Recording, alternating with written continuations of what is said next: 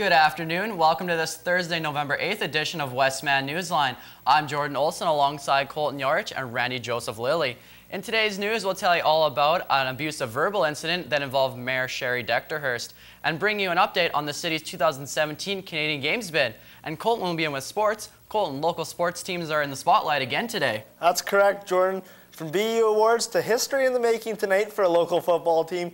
I'll bring you all those details and more later on in sports. Thanks, Colton. And Randy will be in with weather. Randy, I know records are set by unusually high temperatures, and I like to be optimistic. What's the likelihood of us wearing t-shirts and shorts in the next few days? What that means.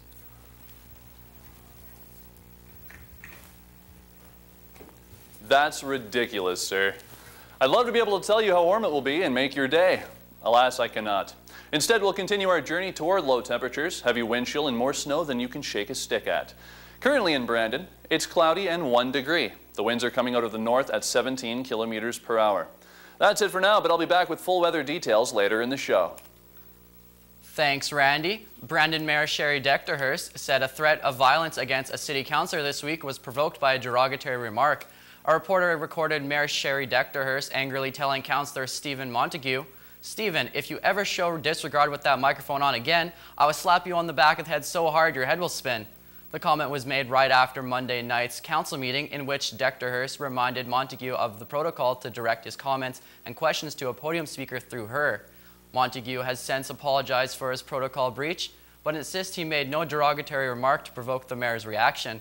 He said the incident wouldn't affect his working relationship with the mayor, but he admits it's been strained for some time. Morning radio shows across the country have had a field day with this incident, telling listeners what the mayor of Brandon said to a councillor and then revealing the mayor is a female. Turns out bigger may really be better. Due to the size of the Brandon Sports Flex pool, Brandon's bid to host the Canadian Summer Games in 2017 may be in jeopardy. Swim Canada requires 8 lanes for its events, and the Sports Flex pool only has 6. Mayor Sherry Dechterhurst said the potential solutions include moving all the swimming events to Winnipeg, with diving events taking place at the Pan Am pool. The construction of an 8-lane pool in Brandon or in addition to the Sportsplex are highly unlikely. So probably is the construction of a temporary venue in the Wheat City. While the possibilities exist that the city could retrofit one of its outdoor pools, the mayor said that there's also a chance that an unnamed Westman community is interested in expanding its aquatic center. Dechterhurst said that she doesn't understand why having 8 people in the heat instead of 6 is such a big deal. 5 Brandon youth who have vandalized a prized historic site last year have been ordered to perform community service or give a donation to help maintain the site. Carberry RCMP say the 5 young people whose identities are protected by the Young Criminal Justice Act were dealt with by the John Howard Society Community Justice Committee after police received tips from the public. The committee's sanctions range from 24 hours of community service at the Criddle Van Provincial Heritage Site to a $300 donation to the community committee, which looks after the site.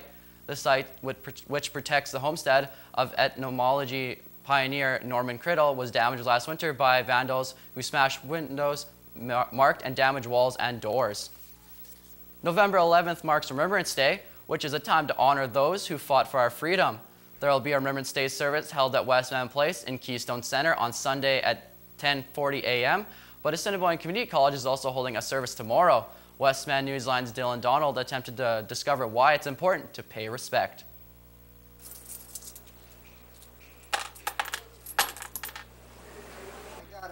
The poppy is a representation of the soldiers who fought for our freedom during the wars.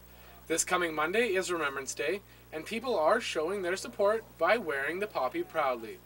Whether you had a family member in a war or not, it is important to understand our past. Remembrance Day is a time to stop and think about all the servicemen and women that have fought for our freedom in the past and currently, and to take pause and realize the sacrifices they've made for us. The Assiniboine Community Colleges Student Association is once again putting together a Remembrance Day service. Student Association President here at ACC, Christopher Nicholson, has had a large part in putting together the service, which will take place tomorrow. We believe it's important to run this service just because to remember the fallen soldiers And it's a time of remembrance, so I believe it's important we take the time to remember, and especially our students as well. The service is set to take place tomorrow here at the Victoria East Campus Gymnasium of ACC.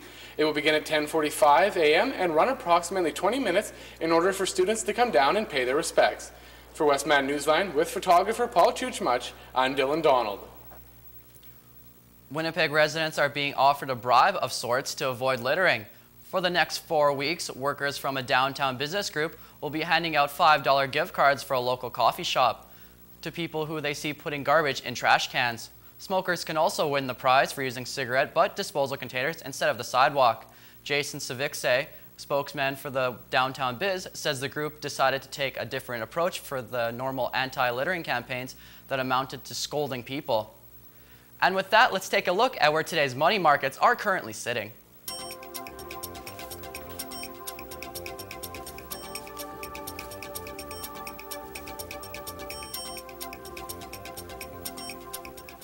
You're watching Westman Newsline, produced by the media production students of Assiniboine Community College.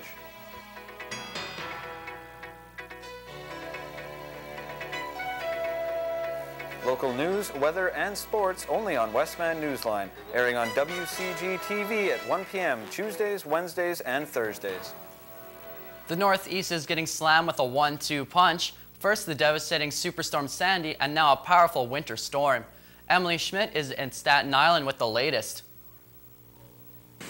In a region still reeling from Superstorm Sandy, a powerful nor'easter delivers another blow. It's testing the resolve and the grit of my state and my city and obviously this region. The storm pounded the Northeast with snow, rain, and winds gusting up to 60 miles an hour. Nick Camerata's Staten Island home was damaged by Sandy. This new storm is pushing him to the limit. Everything that I own is here, and I'm trying to save it. Yesterday, New York Mayor Michael Bloomberg urged those in low-lying areas to go someplace safer. There could be some major flooding in spots already eroded by Sandy. The difference here is that the barriers of sand or rock that were there before perhaps are not there. This storm is creating a potentially deadly situation for those still without power after Sandy, and it's put recovery efforts on hold. We got back our power on last Friday, and it's back out again today, so frustrated is a fair word. Heavy snow created dangerous conditions on the road, stranding some drivers. Cars were sliding, people were stuck, cars weren't going anywhere, nothing was open. But at least this New York resident is taking the wild weather in stride. We got through the first one, we can get through anything. President Barack Obama wasn't the only winner of the election on election night. Voters in 3 states sided with same-sex marriage. Supporters at the ballot box, Derek Volcourt reports. An all-out celebration for gays and lesbians and the political leaders who helped same-sex marriage cross the finish line. This is the civil rights issue of our time. Governor O'Malley championed the bill and said the voters' decision leaves no doubt that every child's home deserves to be protected equally under the law. I feel validated as a gay person in America.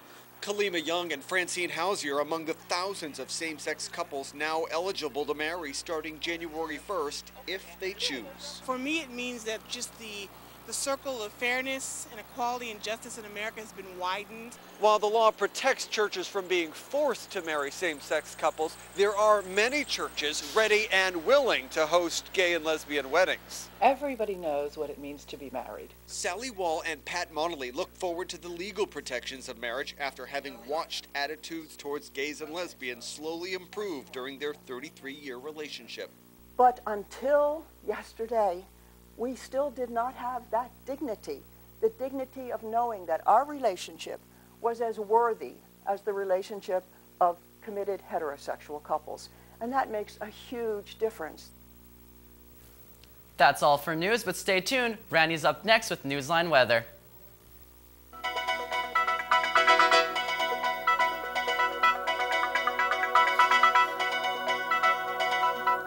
Good afternoon with Newsline Weather. I'm Randy Joseph Lilly. We're getting closer to winter and it's going to be cold. I'll tell you the specific wind chills soon, but let's focus on the right now. Currently in Brandon, it's cloudy and 1 degree. The winds are coming out of the north at 17 kilometers per hour. This evening there will be some clouds in the sky and we'll see a temperature of -5. Winds will be out of the northeast at 15 kilometers per hour. Overnight, it'll be a little colder to the tune of -7. Clouds will blanket the entire sky and winds will pick up to 20 kilometers per hour, but will still be out of the northeast. Taking a look at our radar image now, you'll see there's a lot of precipitation over Alberta, but we're relatively dry. There's a small amount outside of Winnipeg, but we won't require any umbrellas or whatever you use to block snow here in Westman. Turning to the satellite image, you'll see that later in the week, we'll receive the gift of heavy clouds straight from North Dakota. There's such a nice state. Switching to our 5-day forecast, the next few days will not be fun. The wind chill really comes into play as it will feel like -14 on Friday, -12 on Saturday, -15 on Sunday, and even more ridiculous -20 on Monday, while Tuesday will warm up to -12. Remember, the lows that you're seeing here are not taking into account how nasty the wind will be. There's a good chance we'll see snow tomorrow as the probability of precipitation is 70%, but on Saturday there's no doubt about it. 100% chance of snow and about 10 centimeters of it. By Monday you won't have to worry about falling snow, just make sure you're watching your step as it might be slippery. Taking a look around the region, Winnipeg is at 2 degrees, Portage is at 1, Dauphin is at -3, Neepawa and Killarney are both at 0, Carberry is at -1, Minnedosa is at 1 degree, and Verdun rounds us out at 2 degrees. The normal high for this date is +2, while the normal low is -9. The record was set way back in 1999 when we had 19.3 degrees. We can only imagine how great that was. The record low was set 9 years ago when we sank to a bone-chilling -24.6. Looking at that number, maybe we should be grateful. Once again in Brandon, it's cloudy and 1 degree. The wind is from the north at 17 kilometers per hour. That's it for weather, but don't go away. Colton's up next with Newsline Sports.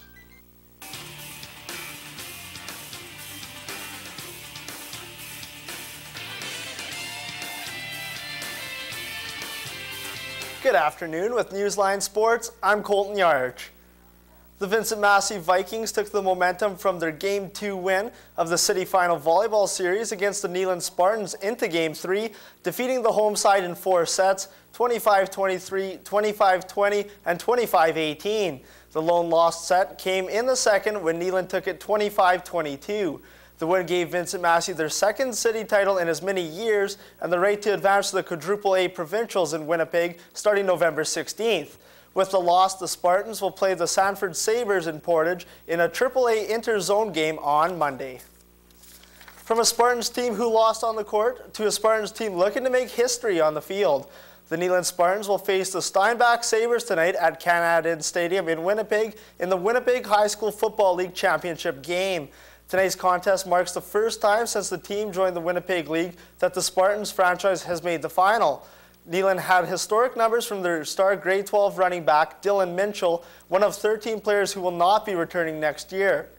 A Spartan win would mark the first time a Brandon team has won the big game since Crocus did 25 years ago, way back in 1987. Game time tonight is 7:30. Brandonite and 5th-year veteran setter Garrett Popplestone of the Brandon University men's volleyball team and new point guard for the women's basketball team, Carrera Lamoureux, have been awarded Player of the Month honors from their school. Popplestone has helped lead his team to a 3-1 start to the year and sits 5th in conference stats with 9.43 assists per set. Meanwhile, Lamoureux has started all 11 games for the women's basketball team, 9 of which came in the preseason. She has 9 points, 5 assists, and 5 rebounds so far in 2 regular season games in this year's campaign. There are signs the NHL and Players Union are serious about reaching a deal as they prepare to start their 3rd straight day of talks in New York City. Yesterday's 5-hour meeting followed a 7-hour negotiating session on Tuesday. Privately, each side acknowledges they're engaged in meaningful back-and-forth talks for the first time. That helps explain their decision to meet at a secret location and to make no public comment after each meeting. These bargaining sessions seem to suggest a push is on to save as much of the disrupted season as possible. And Jordan, that's it for sports. Thanks, Colton. And that's all we have for you today. Please join us next Tuesday for Brandon's only TV newscast, Westman Newsline.